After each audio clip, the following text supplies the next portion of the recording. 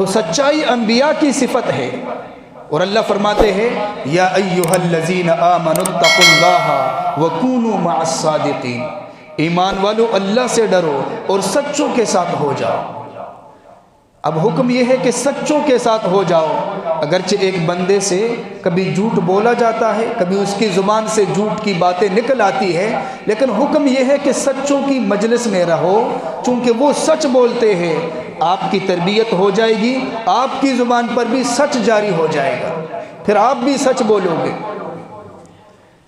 اور نبی علیہ الصلوۃ والسلام نے تعلیم دی علیکم بالصدق، فرمایا تم پر لازم ہے، سچائی تم پر لازم ہے کہ سچ بولو۔ اب اللہ نے ہمیں زبان عطا فرمائی، اور قرآن میں اللہ کا حکم ہے کہ اس زبان کے ذریعہ اچھی باتیں کرو، اچھی باتیں۔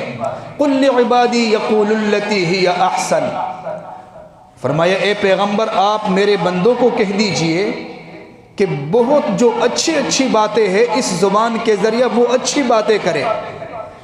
ان الشیطان ینزغ بینہم، شیطان کی بڑی کوشش ہے کہ آپس میں عداوت ڈال دے، دشمنی ڈال دے، لیکن آپ نے کوشش کرنی ہے جو اچھی سے اچھی بات ہے اس کو زبان سے نکالے۔ اب ہمارے ذہن میں یہ بات ہے کہ اچھی بات کیا ہو سکتی ہے، اچھی سے اچھی بات کون سی ہو سکتی ہے؟